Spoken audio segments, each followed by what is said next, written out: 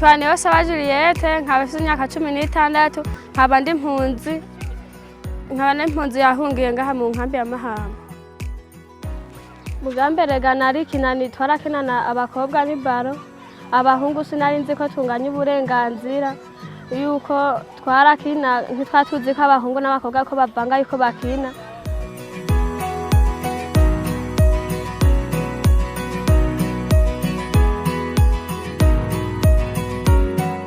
Iyi tablet ahantu yaduhaye ubumenyi nuko tugiye dutahuye tumenye umuhungu yuko atazokumira umukobwa cyangwa umukobwa ngo akumire umuhungu. Tablet yatwigishije ibintu byinshi, iradutahuje yuko twese turumwe, twese tungana, abahungu y'abakobwa byose ibintu byose tubikorera hamwe.